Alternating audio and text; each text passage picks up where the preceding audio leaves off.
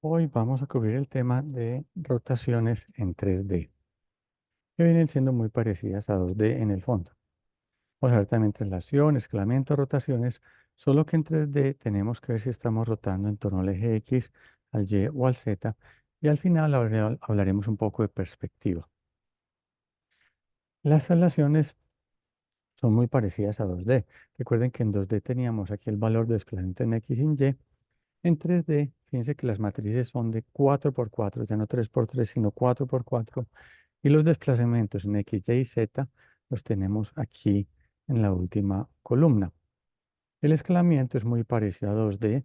Tenemos escalamiento en X, en Y y en Z, cada uno de los valores puesto en la diagonal. Em, y así como en 2D, al escalar un objeto, el objeto también se desplaza. Si queremos evitar el desplazamiento, traemos el objeto al origen, lo escalamos y lo volvemos a llevar a donde estaba. Es lo que estamos mostrando aquí. Si queremos escalar respecto a este punto, traemos el objeto al origen de tal forma que ese punto que en el origen se hace el escalamiento y luego se regresa a ese mismo punto. Lo mismo con las rotaciones.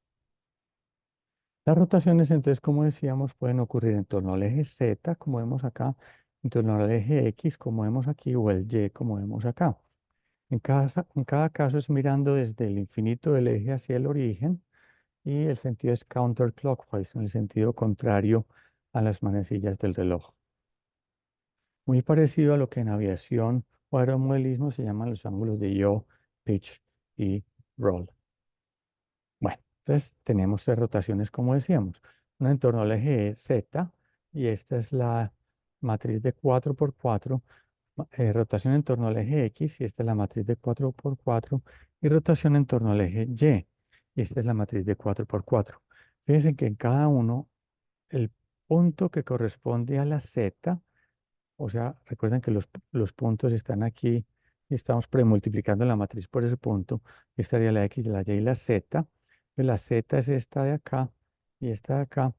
Esa Z es 1, indicando que la X cambia, la Y cambia, pero la Z no. Rotación en torno a X, la X no cambia. Rotación en torno a Y, la Y no cambia. Lo mismo, si queremos rotar el objeto en torno a sí mismo, podemos traer al origen, rotarlo y devolverlo a donde estaba. La inversa de una transformación es, en el caso de X, Y, Z, cambiar los signos de los desplazamientos. En el caso del escalamiento, cambiar los factores de escalamiento por sus reciprocals, lo que dice reciprocals en inglés, que es 1 sobre el valor del escalamiento. Y el inverso de la rotación es cambiar el signo del ángulo. Si estamos rotando menos 30 grados, el inverso será rotar más 30 grados. Los inversos, si multiplicamos una matriz por su inverso, así como en el álgebra lineal, nos da 1, queriendo indicar que si hacemos una transformación y luego hacemos la transformación inversa, el punto quedará en el mismo sitio. Bueno, esto lo voy a saltar. Bueno. Así como en 2D tenemos reflexiones, tenemos espejo. Sería un espejo en torno al eje Z. Entonces nos cambia un sistema en mano derecha en uno de mano izquierda. Así que como teníamos shears en 2D, tenemos shear en 3D. Y vamos a hablar de un aspecto muy interesante que es la proyección, transformaciones de proyección.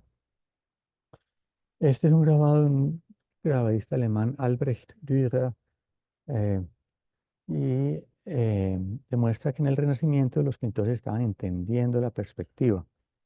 Lo que vemos aquí es una modelo, aquí está mirando la modelo a través de esta grilla, donde hay unos vectores, perdón, unas filas y unas columnas, y en el papel están los mismos vectores y las columnas.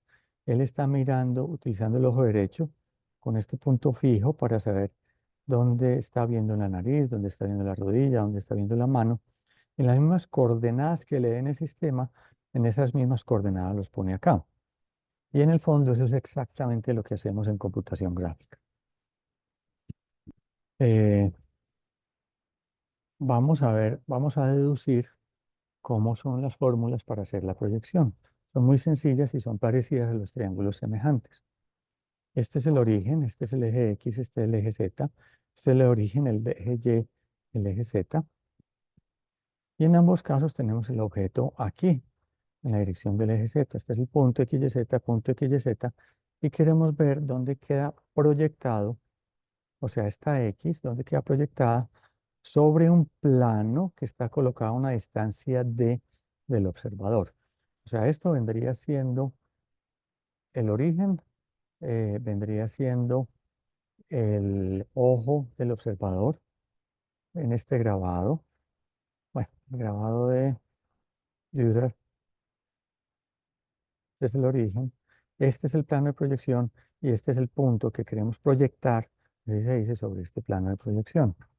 Entonces le podemos trabajar con triángulos semejantes y podemos decir que la X es, ah, es perdón, la XP está acá, es a esta distancia, o sea, la distancia que hay del observador al plano, como la X es al valor Z de este punto.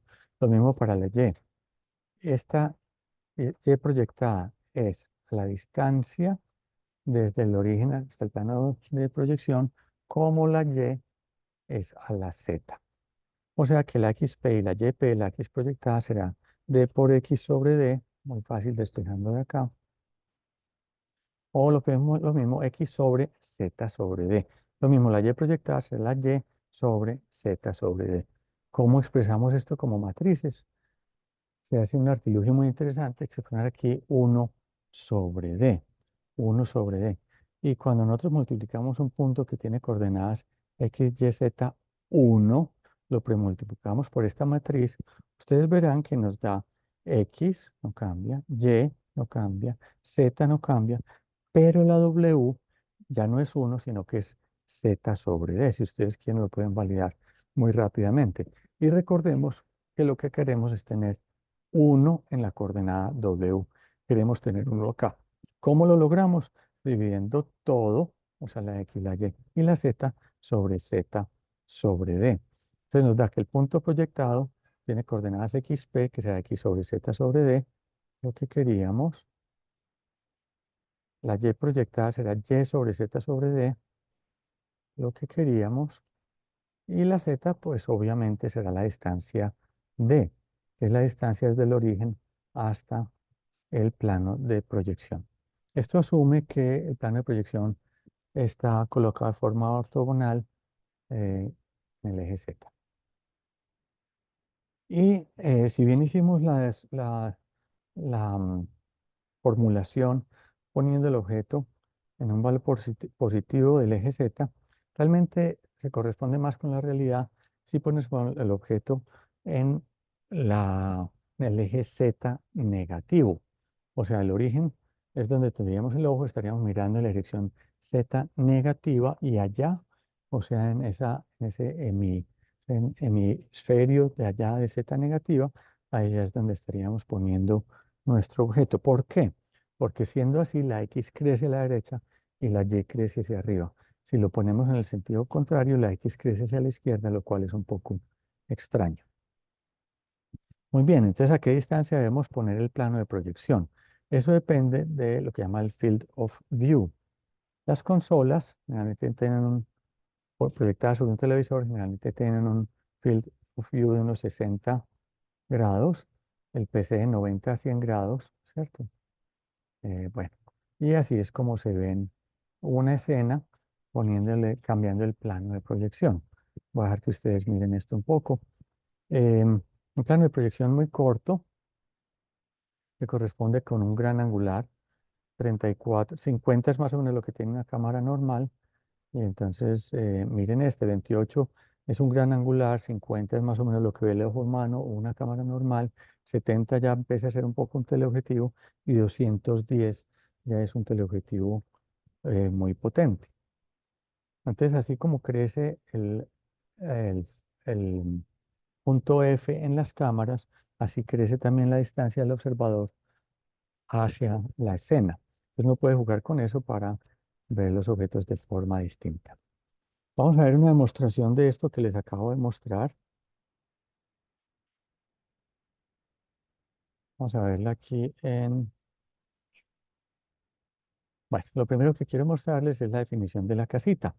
Esta es la casita, muy parecido. Tenemos puntos ya X, Y y Z, que son los vértices, son 13. Tenemos 19 rayitas que unen esos vértices.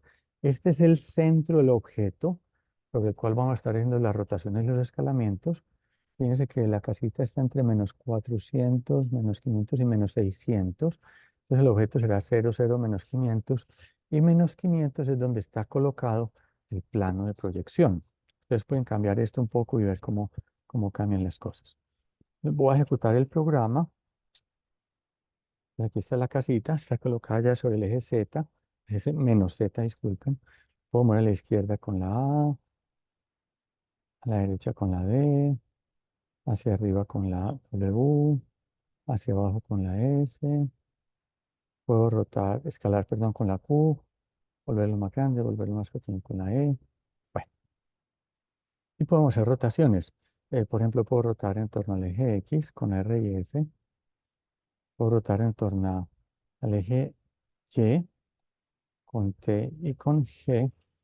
Y puedo rotar en torno al eje Z con Y y con H. También puedo mover la casita, por ejemplo, para acá, moverla para arriba y ahí en ese punto hacer rotación en torno al eje X de la misma casita, ¿cierto? Podemos hacer rotaciones en torno al eje, bueno, volviendo a poner aquí en el origen, vamos a mover un poco hacia acá, rotaciones en torno al eje X de la casita, en torno al eje Y de la casita y en torno al eje Z de la casita. El reto, como decimos acá, muy similar al 2D, será usar la flechita arriba y abajo para mover la casita hacia adelante y hacia atrás. Ustedes definen que es adelante y hacia atrás, y la izquierda y la derecha para girar la casita. De la casita, moviéndola con las flechas de esta manera, se movería como un carro, un carro. Em, la idea es que ustedes envíen el código de cómo lo lograron y un videito corto mostrando el funcionamiento. Eso es todo. Espero que disfruten mucho la clase y que disfruten sobre todo mucho haciendo el reto. Les voy a mandar el programa mío para que lo puedan utilizar como punto de ejemplo. De nuevo, la idea es que ustedes utilicen las funciones matemáticas que ustedes definieron.